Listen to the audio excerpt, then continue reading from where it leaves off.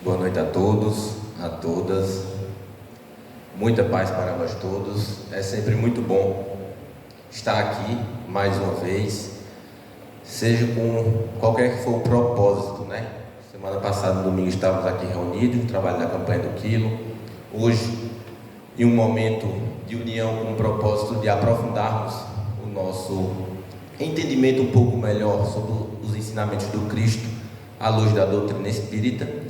Então, que tenhamos um momento proveitoso para que possamos juntos aprendermos, sim, falar sobre caridade e amor ao próximo. Não é porque eu estou falando aqui que eu já consigo vivenciar tudo isso aqui. Então, nós vamos aprender juntos. Na medida que eu estudo, que eu falo, eu também busco absorver. E na oração foi muito pertinente o que o nosso irmão falou, que o estudo aqui seja absorvido para que a gente busque inserir na nossa vida prática. Afinal de contas, se a gente vai falar de caridade, não tem algo mais prático na nossa vida do que isso, né? Afinal de contas, caridade, toda ação do bem. Então é um estudo para que a gente busque refletir um pouco sobre o que de fato é caridade, ok? Que a gente fala fazer o bem, certo? Mas será que só fazer o bem nos faz sermos caridosos? Que a gente pode dar algo a alguém sem se importar com aquela pessoa, com algum objetivo por trás daquilo ali de promoção pessoal, por exemplo. E aí a ação foi boa, alguém foi beneficiado, mas aquilo ali vai me tornar caridoso. Qual é o meu sentimento para com o próximo? A vivência justamente dessa associação de caridade e amor ao próximo foi lida agora no início, né? Não se pode amar a Deus sem amar o próximo. Ou seja, tudo o que a gente fala de amor a Deus, a gente passa através das nossas ações para com o nosso próximo. A gente já para pensar: não, eu trato as pessoas bem no meu dia a dia. Será? Todas as pessoas que a gente convive ou só quem nos trata bem também? Aquelas pessoas que a gente às vezes olha com indiferença, que a gente sabe que nos trata com indiferença e a gente acumula algum sentimento de mágoa, algo do tipo. Aqueles que nos fizeram algum mal em determinado momento e a gente ainda não consegue perdoar. Então são sentimentos e ações que a gente tem para com o próximo que refletem no amor que a gente julga ter a Deus. Então não tem como a gente não associar a caridade ao amor. E aí a lição máxima é amar o próximo.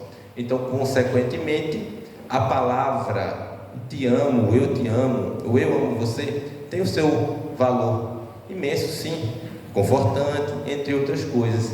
Mas a gente sempre costuma ouvir, né? A ação, o gesto, como você trata aquelas pessoas, é naquilo que passa a confiança do amor que você diz sentir. Então a caridade entra com isso, com a ação que você tem para com aquela pessoa. Então a gente também vai entender que nos traz a doutrina espírita que nós não devemos fazer o bem em determinados momentos, mas nós devemos fazer a caridade no limite de nossas possibilidades. A gente vai dizer: puxa, está fazendo caridade o tempo todo. A gente vai buscar justamente nesse breve momento de estudo entendermos como é que é possível, porque realmente toda hora, sim, vai ver que é possível de fato. Só que muitas vezes a gente limita a nossa visão sobre as possibilidades de fazer o bem. Mas a ideia é justamente a gente expandir sobre os diversos tipos de caridade, refletindo também sobre algumas situações que não é caridade. Poxa, mas eu fiz uma coisa pela outra pessoa, isso não é uma coisa boa? Não necessariamente. Então vale essa reflexão, de forma que a gente entenda que é bom, afinal de contas, a gente, como uma das máximas da doutrina espírita, fora da caridade não há salvação. Então por que a gente encontra tanta dificuldade ao longo do caminho para fazer o bem no limite de nossas possibilidades? Quais são essas dificuldades que a gente encontra no caminho? E fechando como tudo, a gente vai ter a certeza da importância de fazer o bem, de forma que seja um estímulo, uma reflexão individual. Poxa, realmente, eu poderia estar fazendo mais. Poxa, mas nessa situação ainda vacilo, cometo alguns equívocos, para que a gente busque no nosso íntimo, como o irmão disse, sair daqui melhores do que quando chegamos e vivenciar de forma prática as lições do Cristo. Quando a gente fala das virtudes que precisamos desenvolver, todas elas vão se resumir à caridade: benevolência, beneficência, perdão. Todas essas virtudes, elas se resumem à caridade. Por isso, fora da caridade não há salvação, porque é como se fosse um resumo de tudo aquilo que a gente precisa desenvolver. Então, esse é o caminho. Mas primeiramente vamos iniciar compreendendo o que é caridade. Mas antes do que nos traz a doutrina espírita, Uma breve reflexão, o que é que a gente pensa na maioria das vezes quando a gente escuta? Poxa, fulano fez caridade. Na maioria das vezes a gente pensa na ação material para com o outro. Fulano deu algo a alguém. Fulano deu uma roupa, fulano deu um alimento, fulano deu dinheiro àquela pessoa. E de fato, isso é caridade. Se a pessoa estava com fome, estava necessitando, estava precisando de uma roupa, aquilo ali foi uma ação positiva, é caridade. Mas a gente tem que ter o cuidado para não assimilar a caridade simplesmente às coisas materiais. Por que não? Porque se fosse assim, e a gente tendo a certeza que fora da caridade não há salvação, se a gente pensa que caridade está somente nas coisas materiais, a gente ia enxergar pessoas que infelizmente estariam impossibilitadas de fazer o bem. Elas não poderiam evoluir, progredir. Afinal de contas, se caridade fosse somente coisas materiais, tem pessoas que hoje, infelizmente, a gente sabe que não tem posse sequer do que é necessário para a sua sobrevivência, que não se alimentaram durante o dia inteiro hoje. Como é que essa pessoa vai ajudar alguém se ela não tem sequer para a sua sobrevivência? Aí se a gente pensa que a caridade está somente nisso, então a gente encontraria uma situação de um Deus injusto, porque algumas pessoas poderiam evoluir fazendo bem e aquela pessoa estaria privada, ela não está. Por isso a importância de ampliar essa visão sobre a prática, as possibilidades de fazer o bem, porque a gente vai enxergar que sim, todos temos possibilidade de fazer o bem constantemente, ok? E aí, trazendo diretamente para o que nos traz a doutrina espírita, na questão 886 do Livro dos Espíritos, Kardec pergunta: qual a visão de caridade como entendia Jesus? E aí, antes da gente ver a resposta, que é bem objetiva, mas bem complexa, a gente precisa entender o que foi perguntado, para a gente ver como a Kardec teve um cuidado com as perguntas, de uma forma para trazer um esclarecimento real para a gente. Ele poderia ter perguntado o que é caridade, ou para vocês o que é caridade, mas não. A gente tem o conhecimento que Jesus, nosso mestre, guia e modelo. Então a pergunta é como Jesus compreende caridade. Não tem como ser mais esclarecedor que isso. E a resposta objetiva: benevolência para com todos, indulgência para com as imperfeições alheias e perdão das ofensas. Você pode chegar lá e dizer: poxa, Gerson, você disse agora que o bem material, que a gente está falando de virtude, de sentimento aqui, mas aí você falou que dar coisas materiais é caridade. Sim, está inserido nisso aqui também. Afinal de contas, benevolência para com todos. O que é benevolência? É querer o bem do outro, é enxergar o outro, se sensibilizar com a dor dele e querer ajudá-lo. Aí o que é que vem depois? A beneficência, que é a ação. Aí essa ação pode ser realmente, a pessoa está passando fome, a gente vai dar um alimento, é um bem material, mas parte da benevolência. Tem um outro detalhe nisso: benevolência para com todos. Para aquela pessoa que está na nossa casa, que a gente convive de amizade, para o nosso grupo afetivo, que a gente mantém bons laços, para aqueles que consideramos nossos inimigos, para aqueles que a gente se depara no ambiente de trabalho, a gente tem alguma dificuldade, é querer o bem de todos.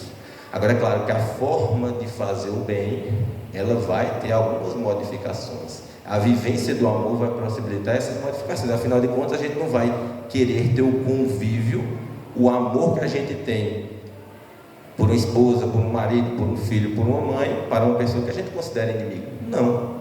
E se a gente pensa dessa forma, a gente vai se encontrar uma outra situação de uma lição do Cristo impossível: amai os vossos inimigos. Mas se Jesus, perfeito como é, não teria sentido ele deixar uma lição que a gente não pudesse vivenciar. Então, amar os nossos inimigos vai além. Não é um amor que a gente tem pelos outros, mas uma forma diferente. A gente vai falar um pouco mais à frente também. E aí, o segundo passo: indulgência para com as imperfeições alheias. E aí também muitas vezes existe uma interpretação equivocada de indulgência. As pessoas pensam que indulgência é não enxergar o erro do outro, mas não tem como a gente não enxergar. Se a gente vê uma pessoa errando, a gente vai ver o erro do outro.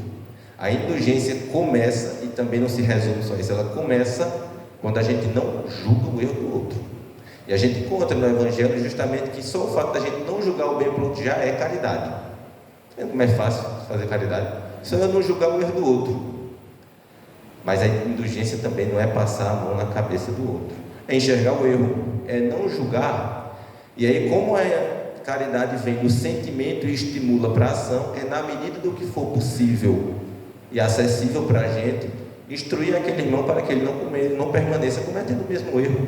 E aí existe uma prática frequente e completa do bem. Não julgar e buscar, através da ação, ajudar. Claro, tendo bom senso.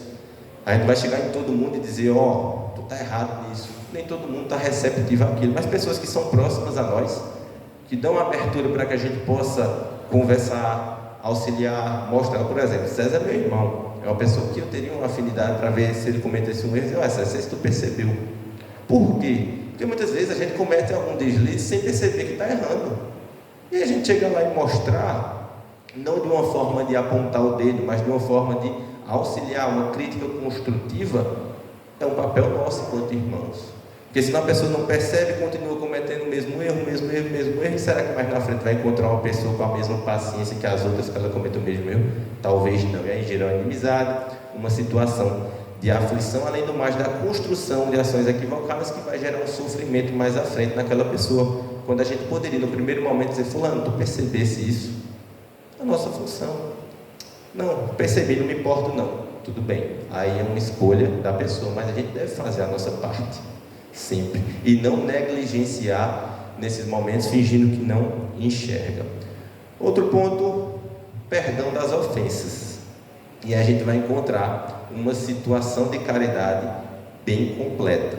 Quando a gente fala de perdoar o outro, é caridade para com aquela pessoa que a gente perdoa. Porque vamos lá, o senhor cometeu, nos ofendeu, e aquela pessoa de fato se arrependeu, está angustiada, e vem até nós, não se preocupe não, desculpa, ele perdoa. De fato, de uma forma sincera, a gente perdoa.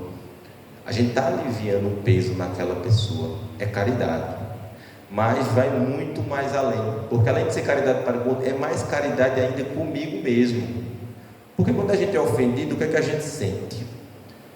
De uma forma mais exagerada, ódio, raiva, desejo de se vingar. Mas aí mesmo, mágoa, rancor, ressentimento, a gente fica chateado. E esses são sentimentos que nos trazem diversos males. Do ponto de vista moral, eles podem nos levar a tomar uma ação equivocada, que vai nos trazer consequências de sofrimento mais à frente. E do ponto de vista físico, e aí eu também tenho um momento de estudo como esse, que é justamente sobre o poder do perdão, e aí eu pesquisei justamente no YouTube, canal de cardiologia do Distrito Federal. E aí um médico, pode pesquisar, cardiologia DF, no YouTube, ele fala com seu embasamento científico os benefícios em perdoar e os benefícios em não perdoar para a saúde física nossa, ou seja, acumular esses sentimentos que eu citei. Alguns exemplos que vêm à minha memória no estudo, traz que não perdoar aumenta os nossos batimentos cardíacos a níveis desproporcionais, aumenta o nosso risco de desenvolver doenças cardíacas, desenvolvimento de ansiedade, perca de sono, improdutividade e até mesmo infarto. Sim. É possível que uma pessoa venha a desencarnar a tamanha raiva que ela teve. Agora imagina aí, desencarna, chega no plano espiritual, morreu de quê? Não, tive uma raiva muito grande. Não faz sentido a gente acumular esse tipo de sentimento mais. Afinal de contas, quem foi a pessoa que mais sofreu com esses sentimentos? A pessoa que nos ofendeu? Nós. Então, se livrar desses sentimentos é um bem para nós. Consequentemente, o médico também traz benefícios: prevenção de doença cardíaca, relaxamento, a melhora na qualidade do sono, consequentemente uma melhor qualidade de vida, mais disposição, a melhora da memória, de ocupamento com outras coisas, além daquilo que a gente prende e só se apegar aquilo. Então são diversos benefícios em perdoar, caridade para com o outro, mas uma caridade muito maior para com nós mesmos. E sobre o perdão, também é importante só reforçar, perdoar também não é, mesmo caso da indulgência, não é não ver o erro. Perdoar não é fingir, não é esquecer. Afinal de contas, a gente não esquece o mal que a gente sofre. Pode ser que a gente perdoou com o tempo, depois nem lembra mesmo. Mas perdoar não é isso. É lembrar, mas não sentir mais nada de ruim para com aquela pessoa que nos cometeu o mal, ou com a lembrança daquilo. Por isso que perdoar é se livrar desses sentimentos. Só para concluir a resposta da pergunta, Kardec faz um breve comentário.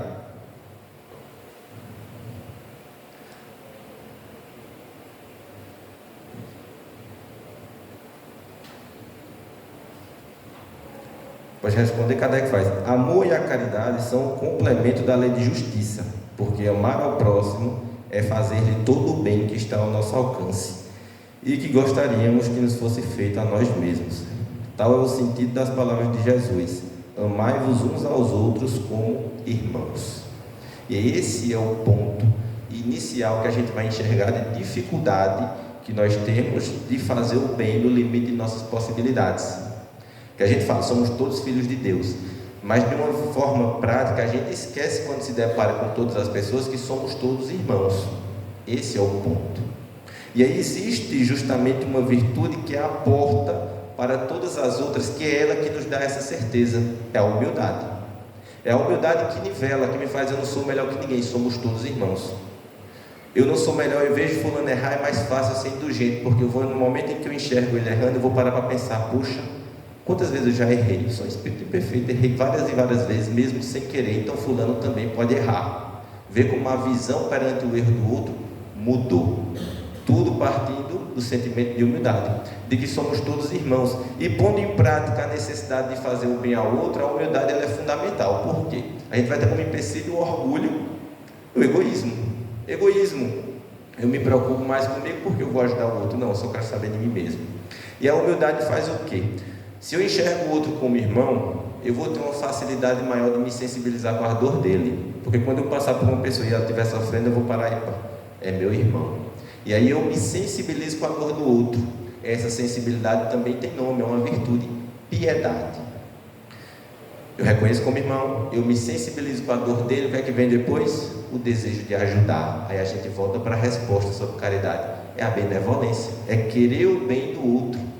E aí vem a ação do bem, seja ela qual for necessária naquele momento. Então, amemos uns aos outros como irmãos, vivenciemos na nossa vida, no nosso dia a dia, a certeza de que somos todos irmãos. Não basta a gente somos todos filhos de Deus, não, na prática a gente tem que lembrar que somos todos irmãos. Do ponto de vista do perdão, que é muito difícil de vivenciar, a gente para ter a certeza de que somos todos irmãos, a gente enxerga a necessidade de perdoar. Por quê? Porque a gente enxerga que não faz sentido ter inimizade com ninguém. Por que não? Quero inimizade com essa pessoa? Não perdoa. Vamos lá. Quem aqui tem filho? Levanta a mão. Vou perguntar nada a ninguém não, certo? Só. Quem aqui tem 2 ou mais filhos? Pronto. Agora vamos lá, imagina aí. Vocês conseguem enxergar esses 2 filhos de vocês 10 anos sem um falar com o outro? Vocês iam sofrer nesse processo, né? Saber que tem 2 filhos que um olha na cara do outro, não quer saber do outro, tudo bem. 50 anos um sem falar com o outro, não faz sentido, não é? Nós somos irmãos, não faz sentido vocês passarem 10, 50 anos sem se falar. Mas faz sentido a gente, com aquele outro nosso irmão de espiritualidade, passarmos tanto tempo com inimizade? Não faz. Aí vem a necessidade do perdão, que a gente começa a passar com uma racionalidade maior, porque quando a gente acumula esses sentimentos, a gente passa a perder um pouco da razão, a gente não pensa no sentido de uma forma mais racional. É um problema que esses sentimentos que a gente cultiva traz em nós. Então a gente perde o sentido: não, eu preciso perdoar. E aí o perdão vem justamente na lição que a gente falou: amai os vossos inimigos. Como é que a gente vivencia essa lição? Na questão 887, Kardec pergunta, e os Espíritos trazem que amar os vossos inimigos está relacionado a perdoar as ofensas, a não retribuir o mal com o mal, a não pôr empecilhos para uma reconciliação. E aí esse é o ponto. Puxa, vou perdoar, mas fulano não quer saber de mim, tudo bem, não tem problema, mas eu vou perdoar, faz bem para mim, é necessário, é o meu irmão, mas a gente não põe empecilhos, porque uma hora vem o despertar daquele irmão também, e a gente acaba nos unindo em prol de um bem maior, que é a nossa evolução enquanto espíritos, enquanto irmãos.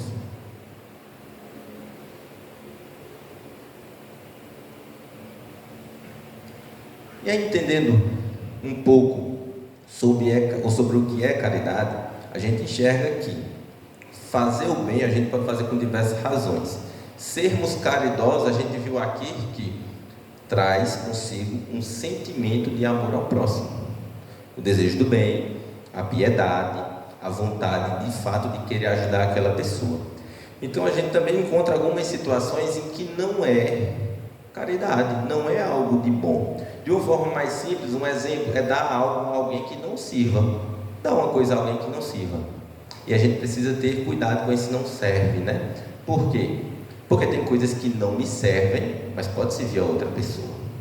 Por exemplo, a gente tem lá, a pessoa tem uma criança em casa, e aí tem as roupas daquela criança. Virou adolescente, aquelas roupas não servem mais para aquela pessoa, mas servem para outras pessoas. Quando eu digo dar coisa que não serve, é uma coisa que não tem utilidade mesmo. Por exemplo, aquela roupa, aquele sapato que está totalmente sem a sola, todo rasgado, que vai machucar o pé da pessoa, que não tem utilidade nenhuma mais. O destino daquele seria o quê? O lixo. Aí é uma coisa que não serve. Por exemplo, a pessoa vai lá, bate na porta da nossa casa e pede um alimento. Eu não tem não. Quer dizer, tem, não tem. Aí eu vou lá e lembro, tem uma bolacha lá que está aberta não sei quanto, então oportunidade, vou passar para aquela pessoa, não vou comer mesmo. Está lá não sei quantos dias, mal armazenada, consequentemente já deve ter um ovo pelo mau armazenamento. Não, vou passar aquilo para aquela pessoa. Serve? Isso é caridade? Não é caridade. O que de bom traz para aquela pessoa? Nada. O destino daquilo, infelizmente, seria o lixo. O que é que eu estou fazendo com a pessoa? Estou fazendo a pessoa de lixeira. Essa é a realidade. Porque não serve, eu não comeria aquilo. Aquilo ali, além do mais, pode trazer algum problema de saúde para aquela pessoa. Então, de caridade, de bem, isso aí não tem nada. Não existe uma sensibilidade de fato querer ajudar aquela pessoa, mas se livrar daquele alimento. É apenas um exemplo, né? Outra situação que não é caridade, que o início é, mas deixa de ser em determinado ponto, a gente precisa ter um bom senso para analisar isso, é alimentar vícios. Alimentar vícios não é caridade. Vamos lá, uma pessoa vem até nós necessitando de verdade, a gente ajuda quantas vezes for necessário, afinal de contas somos irmãos. Se eu estou com fome, a gente não pode deixar um irmão nosso morrer de fome, não faz sentido. Então vamos ajudar sempre. Mas em determinadas situações, algumas pessoas podem desenvolver um vício nessa condição de pedir, certo? E eu também estou dizendo, a gente tem que ajudar 1, 2, 5 vezes, não existe isso. É ter o bom senso para que a gente busque estimular a pessoa para que ela não precise mais disso. Enquanto ela precisar, vamos ajudar sempre. Mas chegou um momento que a pessoa já não está mais naquela situação de tamanha necessidade. Vamos estimular aquela pessoa para que ela busque, através dos seus esforços, conquistar aquele alimento para ela, para que ela se sinta útil. Afinal de contas, fora da caridade não há salvação, são as nossas ações, o nosso merecimento que faz a gente evoluir. A gente vai cultivar uma pessoa numa situação de necessidade para sempre? Não. Vamos estimular para que ela enxergue a utilidade que ela tem, que ela de fato tem. E a gente precisa ter muito cuidado em relação a essa questão de utilidade. A gente encontra justamente no Livro dos Espíritos, eu não me recordo agora a questão 960 e alguma coisa, se eu não me engano, sobre suicídio e desgosto pela vida. Kardec pergunta: o que leva pessoas a perder o gosto pela vida? Aí, uma das situações é, por exemplo, saciedade, falta de fé e ociosidade. O que é ociosidade? É não fazer nada, não ter o que fazer. A gente pensa que é bom ficar sem fazer nada em algum momento. Eu particularmente gosto, está cansado de ficar um tempo sem fazer nada, mas imagine passar muito tempo sem fazer nada. Vai gerar uma situação de eu estou aqui para quê? Eu não sirvo para nada, não tenho utilidade nenhuma estar aqui, perde-se o gosto pela vida. Então, alimentar vícios não é. Nós, enquanto irmãos, vamos buscar impulsionar os nossos irmãos para que eles possam evoluir também. Não é deixar desamparado, é encontrar fulano que está precisando de uma ajuda, de um trabalho ali, olha, tem uma situação para você ali, para que a pessoa enxergue a capacidade que ela tem.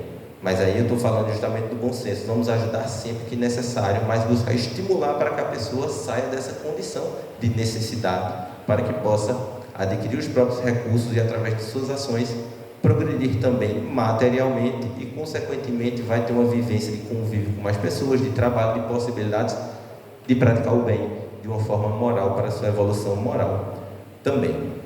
Uma outra situação também equivocada sobre caridade é passar a mão na cabeça do erro de alguém. Como eu já tinha falado na situação da indulgência, né? Eu vejo fulano cometendo, não vou falar nada, é melhor não falar nada. Poxa, mas fulano está cometendo um erro, não sabe que está errando, ou às vezes sabe, e só faltava que alguém chegasse e dissesse: olha, está percebendo isso, mas fulano acordar para a vida, e a gente não vou falar nada, é o melhor, ser de certa forma omisso, não é caridade. Justamente a caridade entra na indulgência, a gente não vai julgar, mas a gente vai buscar, na medida do possível, no nosso espaço, auxiliar para que aquela pessoa não permaneça cometendo o mesmo erro. Alguém pode chegar e dizer: agora ficou confuso. Umas coisas é caridade, agora outras coisas não é caridade. Como é que eu vou saber se aquilo que eu vou fazer é uma coisa boa ou uma coisa ruim? E aí, mais uma vez, Jesus veio para nos deixar o exemplo, as lições que esclarecem de uma forma muito simples.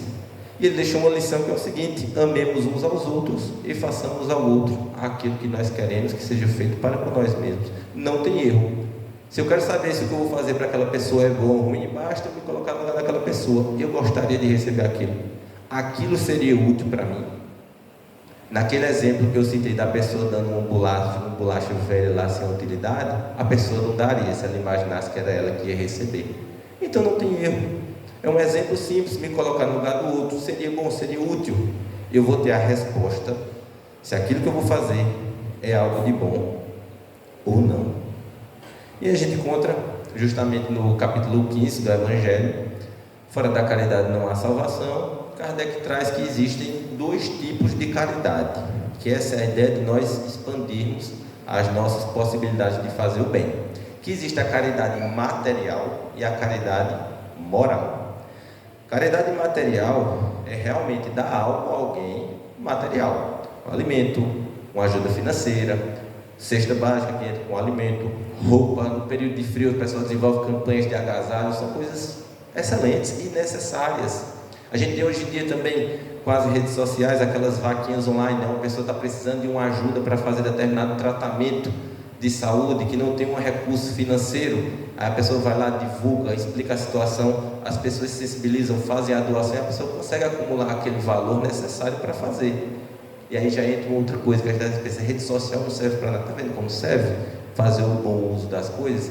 Porque há muito tempo atrás, sem as redes sociais, como é que a gente poderia ajudar essa pessoa nesse tratamento? Não poderia. Hoje em dia a gente pode, mas é uma caridade material, porque a gente está ajudando financeiramente aquela pessoa. E aí, do outro sentido, a caridade moral, que está justamente relacionada à forma que a gente trata o outro, a forma de vibrações positivas. Então, o que é caridade moral? Um abraço, um bom dia. Sim, um bom dia pode modificar de forma positiva o dia de outra pessoa. Pode modificar de forma positiva. A gente transmite vibrações positivas desejando um bom dia para aquela pessoa.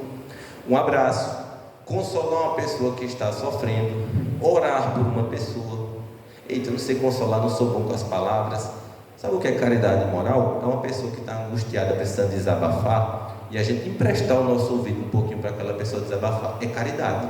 A pessoa está precisando desabafar. A gente vai aliviar um peso naquela pessoa quando ela desabafa. Só estou fazendo o quê? Somente ouvindo, sem falar nada.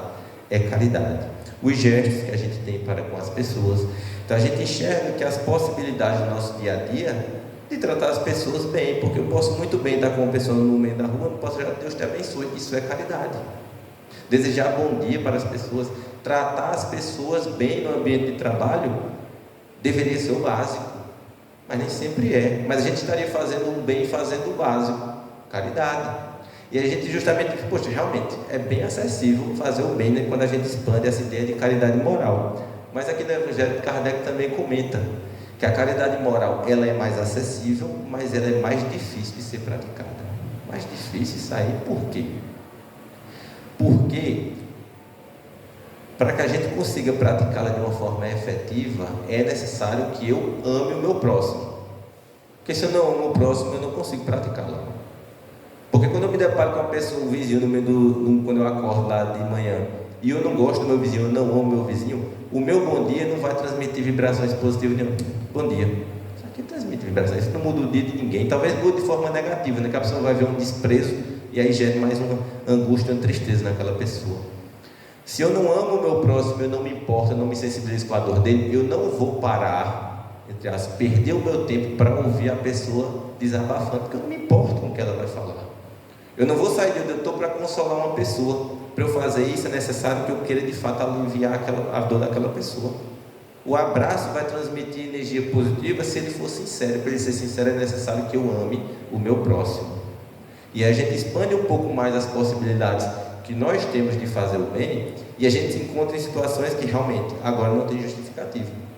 Até mesmo em situações do ponto de vista material, por exemplo, como eu citei essas vaquinhas online, estou lá passando na rede social, me deparo com uma situação lá de ajuda, e eu me sensibilizo. Poxa, eu queria tanto ajudar aquela pessoa, mas eu não tenho agora como ajudar financeiramente. Poxa, estou de mãos atadas. Que angustiante a pessoa se sensibilizar com a dor do outro e não poder ajudar. Pode ajudar, pode parar, elevar o pensamento a Deus e orar por aquela pessoa. É uma ajuda importantíssima para aquela pessoa. Naquele momento que eu posso orar para Deus, para pedir que encontre outras pessoas que possam também ajudar. Eu posso compartilhar aquela informação para chegar a outras pessoas. São coisas que são acessíveis de nós fazermos. Mas eu só vou me sensibilizar com a dor daquilo, eu só vou orar para que aquela pessoa consiga, se eu amo aquela pessoa. E aí está vendo que o amor não é só o eu te amo, o amor que a gente tem por uma pessoa muito próxima. Isso é amor. Consolar uma pessoa, parar para ouvir, é um gesto de amor, para que possamos vivenciar. Então a gente entende que todos nós temos a possibilidade de fazer o bem, a não ser que nós não queiramos ou nós tenhamos uma visão de mundo e de vida diferente, com alguns equívocos, que é justamente o que a gente vai encontrar na pergunta 643. E Kardec pergunta: haverá pessoas que, pela sua posição, não tenham possibilidade de fazer o bem? E a resposta é: não há ninguém que não possa fazer o bem. Só o egoísta não encontra jamais oportunidade. Bastará estar em uma relação com outros homens para encontrar a ocasião de fazer o bem. E cada dia da vida dá oportunidade a qualquer que não esteja cego pelo egoísmo. Porque fazer o bem não é só ser caridoso, mas ser útil na medida de vosso poder, todas as vezes que vosso recurso pode ser necessário. Quem não consegue fazer o bem é uma pessoa egoísta, porque não se importa com a outra. O egoísmo impossibilita que a gente se sensibilize com a dor do outro, a gente só se importa com a nossa. E aí vem junto com o orgulho, a gente encontra uma situação que não faz sentido. Por exemplo, o egoísmo junto com o orgulho é aquela situação em que a gente encontra uma pessoa e a gente vai lá para a pessoa: poxa, passei por uma situação tão difícil, aconteceu isso comigo. Aí aquela pessoa orgulhosa, egoísta, vai dizer: oxe, isso não é nada, comigo aconteceu 3 vezes pior. Porque quer ganhar, quer ser melhor até mesmo no sofrimento. São coisas que não fazem sentido. E pela cara que eu vi do pessoal, acho que alguém conhece alguém que já tratou dessa forma, né? Acontece, infelizmente, são coisas para a gente ver como o egoísmo, o orgulho nos cega. Então, são essas pessoas que vão encontrar dificuldade para fazer o bem. E dentro dessas dificuldades, a gente vai ter justamente como base esses dois sentimentos: egoísmo e orgulho. Um exemplo simples de uma pessoa muito orgulhosa, por exemplo, é a campanha do quilo. Uma pessoa muito orgulhosa, ela não vai conseguir fazer a campanha do quilo. E vejamos bem, não estou dizendo aqui que quem faz campanha do quilo não é orgulhosa de jeito nenhum, e quem não faz é a pessoa mais orgulhosa. Não, as pessoas fazem, tem uma identificação com o trabalho, disponibilidade. Tem gente que tem a questão física que pode comprometer, tem a questão de horário, enfim, são diversas razões. Mas claro, a campanha do quilo é um trabalho persistente de combate ao orgulho. Mas só para a gente imaginar uma pessoa extremamente orgulhosa. Imagina aí, veio domingo passado, 9 horas da manhã a gente sai e volta às 11 da manhã para pedir, né? Domingo estava bom o clima, né? O clima estava bom, estava nublado, não choveu, nem fez sol, uma maravilha. Mas na maioria das vezes não é assim, não. É um sol quente. Agora imaginemos uma pessoa muito orgulhosa, se ela vai conseguir sair de casa 8 e pouca da manhã, no domingo, para colocar um saco nas costas, para bater na porta de pessoas desconhecidas, para pedir ajuda por pessoas que na maioria das vezes ela também não conhece a pessoa que vai ajudar, não vai receber, não é? Se a gente dividiu aqui o que a gente recebeu, você conhece alguma das pessoas do NEASA que vão receber aquilo ali? Não, mas não deixou de pedir, né? Porque o propósito é outro. Mas uma pessoa extremamente orgulhosa, ela provavelmente não vai conseguir pedir nem sequer para ela, quem dirá para outra pessoa. Então, são alguns empecilhos. Outra dificuldade é aquela que a gente já modificou agora e que não pode mais ficar na nossa vida: associar somente caridade às coisas materiais, de forma alguma, assim como a falta de humildade. Precisamos conduzir em nossa vida sempre a certeza de que somos todos irmãos, para que a gente tenha um olhar mais profundo perante o outro, para que venha essa sensibilidade, para que a gente perceba não só quando o outro precisar de ajuda, mas que a gente consiga enxergar que tem alguma coisa errada aí. E a gente só enxerga quando a gente muda para ser: é meu irmão, aquele é meu irmão, e a gente consegue aprofundar, não, tem alguma coisa errada. Prestar mais atenção nas pessoas. Nem todo mundo que está necessitando, ele está pedindo naquele momento. Às vezes vem pedindo o caso mais extremo, e a gente está falando aqui não só mais das coisas materiais, das coisas morais também, porque não falar da, a gente está falando do Setembro Amarelo, quantas pessoas estão angustiadas, necessitando, muitas vezes a gente não olha de um olhar mais delicado para aquela pessoa, para que a gente possa ouvir, acolher as pessoas. Então o que é que parte daí? Somos todos irmãos, precisamos nos ajudar. A gente não pode ver o outro com tamanha dor e a gente não buscar, no mínimo das nossas possibilidades, auxiliar aquela pessoa. E uma outra situação que eu ainda não citei, mas que dificulta as pessoas de fazer o bem, é o medo ou o trauma da ingratidão. Ou seja, a pessoa foi lá em determinado momento, fez um bem a alguém e em troca recebeu ingratidão.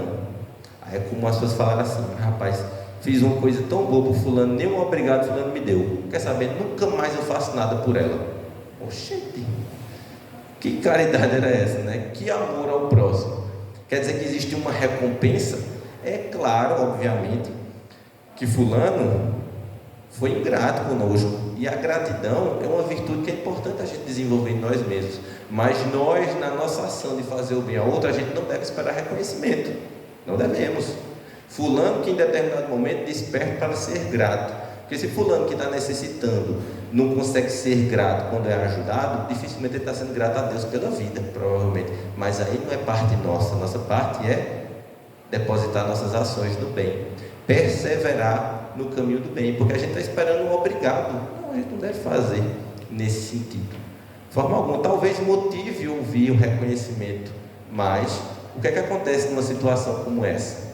Nada mais, nada menos do que o fato de não ter recebido um obrigado feriu o orgulho. É um orgulho ferido. Poxa, fulano nem reconheceu o que eu fiz por ele. Orgulho ferido. É o orgulho, como eu já disse, junto com o egoísmo, vão ser esses empecilhos. E só para a gente completar aqui essa ideia da ingratidão, tem um comentário muito interessante aqui no Evangelho, que é no capítulo 8. Que vossa mão esquerda não saiba o que dá a vossa mão direita, a instrução dos Espíritos é guia protetor. Que existe a seguinte pergunta: que pensar das pessoas que, tendo seus benefícios pagos com ingratidão, não fazem mais o bem com medo de reencontrar ingratos? Essas pessoas têm mais de egoísmo do que de caridade, porque não fazer o bem senão para dele receber sinais de reconhecimento é não fazê-lo com desinteresse, e o benefício desinteressado é o único agradável a Deus. Também são orgulhosas, porque se comprazem na humildade do beneficiado, que vem depositar reconhecimento aos seus pés. Aquele que procura na terra reconhecimento do bem que faz, não a receberá no céu, mas Deus terá em conta aquele que não a procura na terra. E a frase final do próximo parágrafo é bem interessante, diz o seguinte: Deus permite que sejais pagos por vezes com a ingratidão, para experimentar a vossa perseverança em fazer o bem. Então não é por acaso a ingratidão que a gente se depara. É um testezinho para a gente ver realmente, fulano deve estar se tornando caridoso mesmo. Vamos ver agora, situação de ingratidão. Eu chego, não, nunca mais ajudo ninguém. Ué, cadê aquela caridade? Então aproveitemos a oportunidade, façamos de forma desinteressada, façamos o bem porque é bom, porque o bem nos traz a sensação de alívio, a sensação de alegria. A gente vai falar um pouco mais sobre a sensação de consciência tranquila e essa importância na consciência tranquila. Então essas dificuldades, elas precisam ser superadas, e o pontapé inicial é o combate ao orgulho e ao egoísmo, que não é do dia para a noite. Não é uma pessoa extremamente orgulhosa, amanhã vai acordar sendo a pessoa mais humilde do mundo, não, mas é na medida que a gente vai abrindo as portas para a humildade, a gente começa a desenvolver. Afinal de contas, a humildade, somos todos irmãos, e a humildade vai muito mais além. Afinal de contas, a humildade vai ser a porta para todas as outras virtudes. Afinal de contas, é ela que vai nos dar a certeza de que eu não sou perfeito. É a humildade. É a humildade que vai saber fazer com que eu reconheça que eu preciso desenvolver a virtude, que eu não a possuo. É a humildade que vai fazer com que não vai cair do céu, eu tenho que conquistar. Deus me dê paciência. A gente pede, tudo bem, vamos continuar pedindo, mas a gente tem que ter cuidado com o que a gente pede, né? Deus me dê paciência. A gente precisa desenvolver a paciência. Então, a virtude, se fosse assim, era muito fácil. Deus me dê caridade, pronto, estou caridoso, estou salvo. espírito puro. Não. Deus me dê paciência. E Deus vai nos dar, sim, a perseverança, a força de vontade. Mas se eu preciso desenvolver a paciência, o que mais Deus vai me dar? Situações para que eu trabalhe a minha paciência. Aí estou eu lá, Deus me dê paciência. E quanto mais eu peço paciência, mais problema aparece na minha vida. Mais a oportunidade de você ser paciente. A gente não aproveita as oportunidades. Então, mas a gente muitas vezes fala essa questão de Deus me dê paciência por um vício de linguagem, né? Claro, isso aí não é nesse sentido. Mas para a gente reconhecer, não, eu que preciso percorrer o caminho, eu preciso desenvolver, eu preciso através das minhas ações. E aí, concluindo sobre a importância da caridade, a gente vai ter justamente como pontapé inicial é a ajuda que aquela pessoa vai receber. Se a pessoa está necessitando de algo, a caridade é um benefício para aquela pessoa, fundamental. Somos irmãos, precisamos ajudar, como precisamos ser ajudados em diversas situações. Também não tenhamos vergonha de pedir ajuda, somos irmãos, estamos aqui para nos ajudar ao longo de todo esse processo que a gente busca de nossa evolução. A caridade, ela vai nos proporcionar consciência tranquila. Para que dá ênfase a ter a consciência tranquila? Porque a consciência tranquila tem um papel muito importante em nossas vidas, que é o seguinte: todo mundo aqui tem diversos objetivos e metas ao longo da vida. A gente tem vários. Se eu perguntar todo mundo aqui qual objetivo você tem na vida, a gente teria diversas respostas diferentes. Mas tem um objetivo que a gente tem em comum. Todo mundo aqui tem em comum, que é ser feliz. Todo mundo quer ser feliz. Quem não é feliz quer ser feliz. Quem já se considera feliz quer ser mais feliz ainda. E não está errado, não, é para ser feliz mesmo. A gente tem que buscar ser feliz. Mas a gente pensa, mas eu sou um espírito imperfeito, um mundo imperfeito, será que é possível ser feliz aqui? Aí Kardec também vem perguntar isso no Livro dos Espíritos, questão 920. É possível ser plenamente feliz na Terra? Não. Plenamente feliz não. Afinal de contas, a gente vai deparar com diversas situações que vai nos trazer aflição e sofrimento ainda. Mas aí ele pergunta se é possível sentir alguma felicidade. Sim, é possível ter uma felicidade relativa ao que for possível na Terra, de acordo com o nosso merecimento. Aí na questão 922 ele pergunta: em que consiste essa felicidade? Os Espíritos respondem: do ponto de vista material, a felicidade nós vamos encontrar em ter posse do que é necessário. Do ponto de vista moral, fé no futuro e consciência tranquila. Consciência tranquila vai nos proporcionar felicidade. A gente tem a consciência tranquila quando a gente faz o que é certo, quando a gente faz as coisas boas, quando a gente faz o bem ao outro. Pegar mais uma vez o exemplo da campanha do quilo. A gente chega cansado, suado, mas a gente sai com uma satisfação, um sentimento de felicidade imenso, né? A gente diz: quando será que vai ser a próxima? Porque a sensação de fazer o bem é gratificante, a gente sente felicidade. E aí não é só na campanha do quilo, é uma ação do bem. E todas as outras que a gente pode ter no nosso dia, quanto mais consciência tranquila, mais bem a gente faz, mais a gente evolui. Consequentemente, menos a gente tem para sofrer. A gente se aproxima cada vez mais de experimentar felicidade com o máximo de frequência possível. E aí tem um outro ponto também da importância de fazer o bem, no limite de nossas possibilidades. Tem muita gente que diz o seguinte: não, esse negócio de fazer o bem, não faço caridade a ninguém, mas eu também não faço mal a ninguém, eu vivo minha vida aqui tranquilo, está tudo certo. Será mesmo que está tudo certo? Será que só não fazer o mal já é suficiente? E aí vem no Livro dos Espíritos um esclarecimento bem interessante também sobre isso. Questão 642: bastará não fazer o mal para ser agradável a Deus e assegurar sua posição futura? Resposta: não. É preciso fazer o bem no limite de suas forças, porque cada um responderá por todo o mal que resulte do bem que não haja feito. Ou seja, se alguma situação que a gente se depara, a gente se omite de fazer o bem e consequentemente aquilo gera um mal, a gente tem responsabilidade sobre aquele mal. Lógico, uma responsabilidade parcial. Vou pegar um exemplo bem simples. Estou eu voltando para minha casa, andando, trabalhei o dia todo. Próximo de atravessar uma rua, eu vejo de longe um idoso com uma muleta, com uma dificuldade muito grande de locomoção para atravessar a rua. Logo eu vejo um óculos de longe, uma dificuldade para poder olhar o espaço, a sinalização. Eu poderia ajudar de alguma forma, de várias formas, mas eu, consequentemente, poxa, estou tão cansado, na próxima vez eu ajudo. Vamos lá, seguir meu caminho. Não desejei, até me sensibilizei com ele, mas não desejei o mal em momento nenhum. Consequentemente, eu poderia ter feito o quê? Eu poderia ter ajudado ele a atravessar no local adequado, no horário adequado, sinalizar para que os motoristas enxergassem. Poderia ser um apoio para facilitar a mobilidade dele, eu poderia fazer várias coisas para ajudar, mas eu não fiz.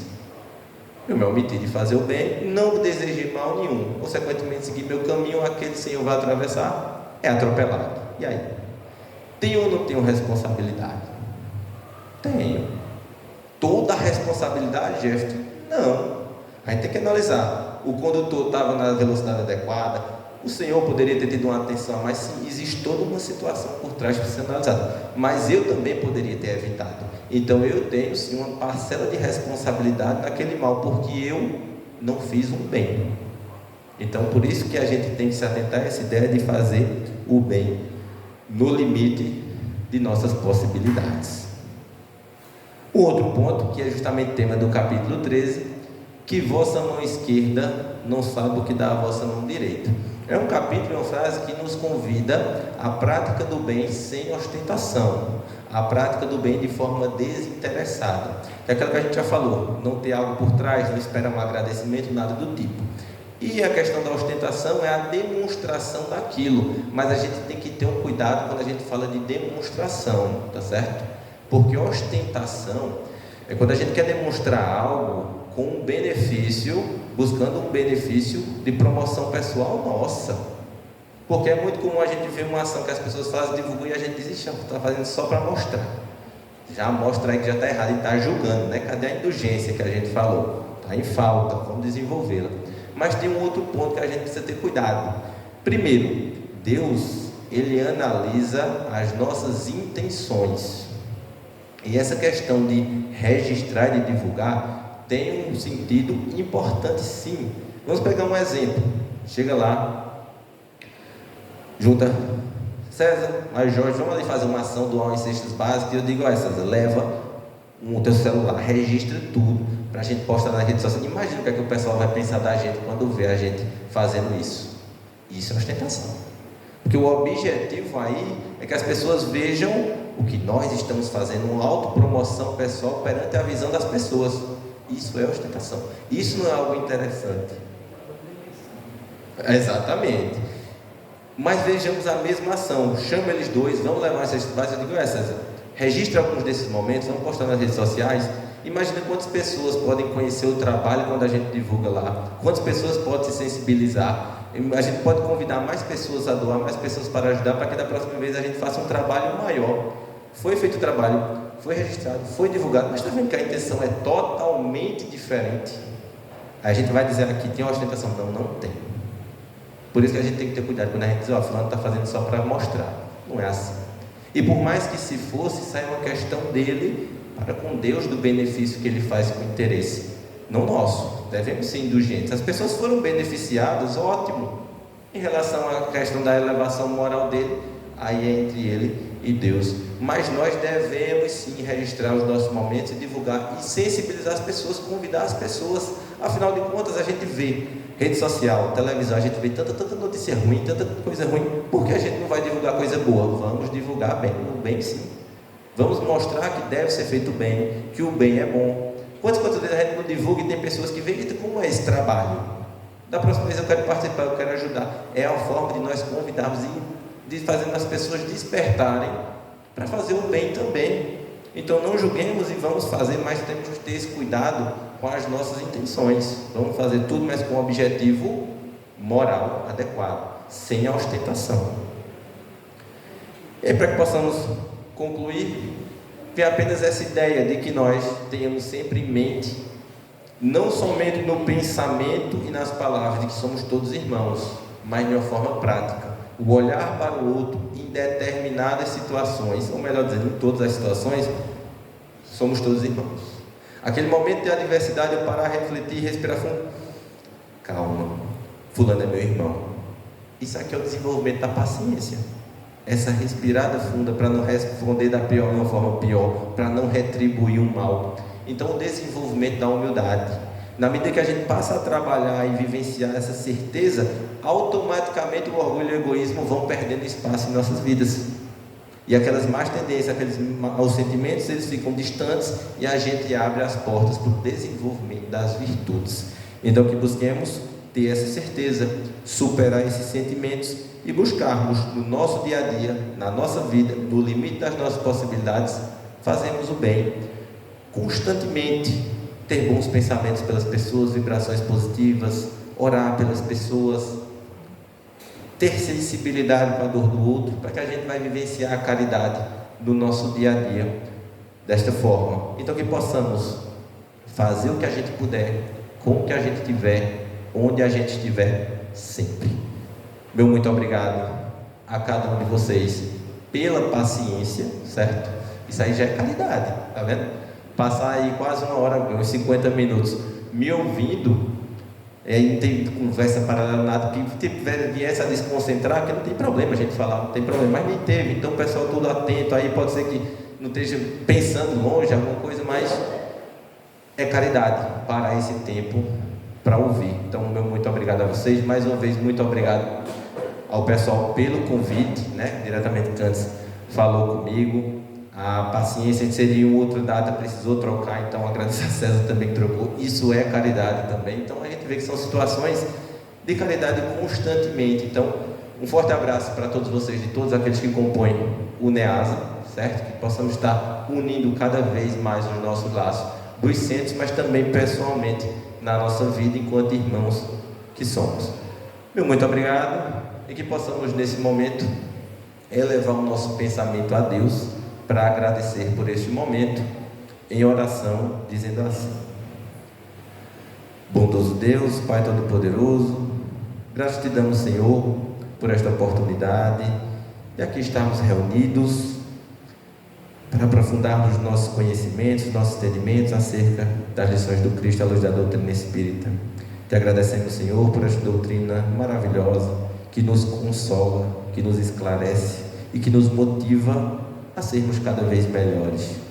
Te pedimos, Pai, a sabedoria para que possamos inserir essas boas lições desses momentos de estudo em nossas vidas de uma forma prática, para que possamos buscar através das nossas ações, do nosso merecimento, sermos cada vez melhores. Abençoa, Pai, todos aqueles que sofrem, encarnados e desencarnados, e que possamos todos nós, aqui presentes, retornar aos nossos lares muito melhor do que quando aqui chegamos. Que assim seja.